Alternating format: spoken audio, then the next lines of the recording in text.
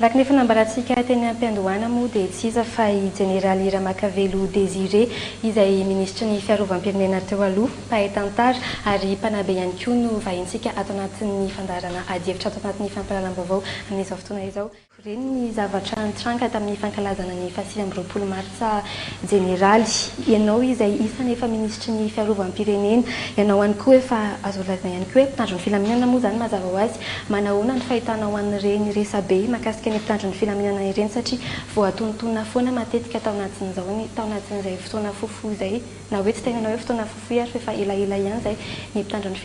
filaminana. Manahoana ny fahitanao an'izay? Izy aloha marina fa efa tokony andraika fa ny zavatra azoko lazaina dia tsotra. Misy ohabolan-drazan'izay manao hoe tanynafindra tsy mitovy zoro. Raha ny tamin'ny androko ny lazaina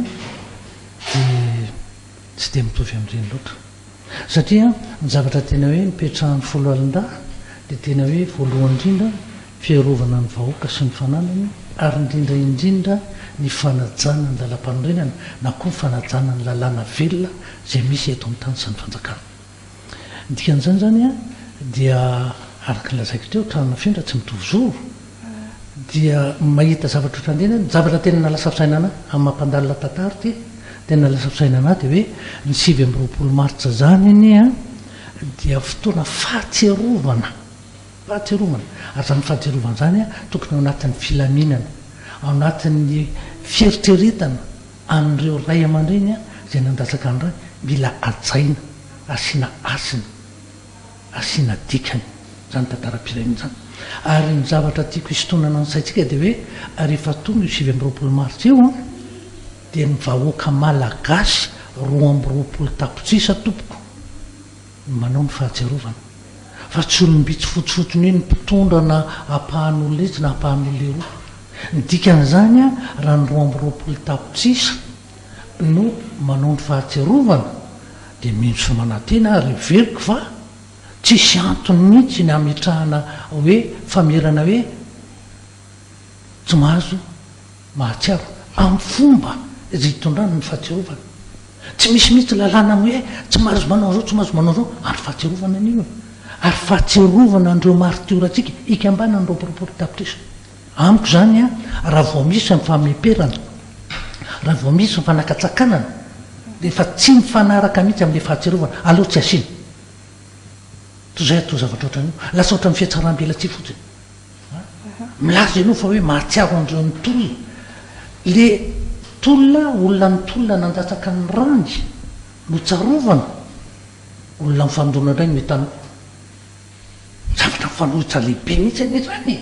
tena mifanohitra tanteraka zavatra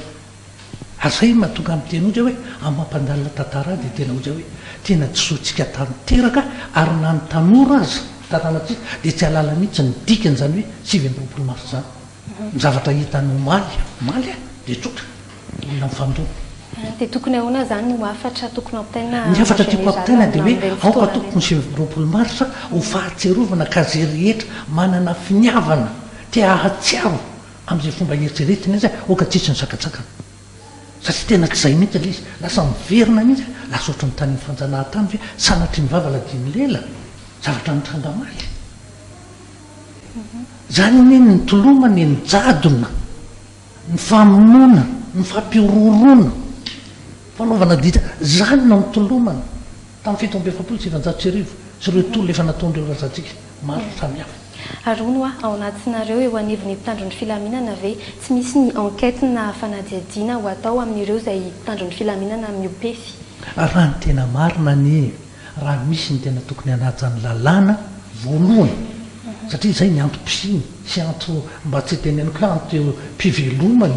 dia ny fanajana ny fitsipy mpifehezana zany hoe discipline. Raha vao misy miopefy a dikan'izay a dia tokony hisy mihitsy ny fanazazena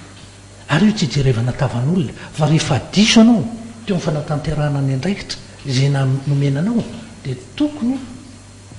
hisy ny sazy miatra tokony misy fepetra raisina fa tsy avela mandeha fotsiny amin'izao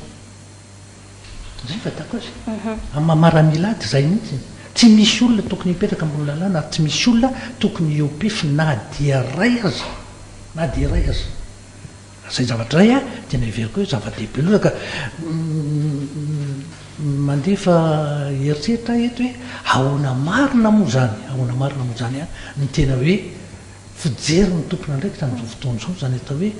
andraikitra mikasika ny atao fandriampahalemana andraikitra mikasika n'izany hoe fahalalahana inona le izy manahirana be mieritreritra azy a zay mijeriko azy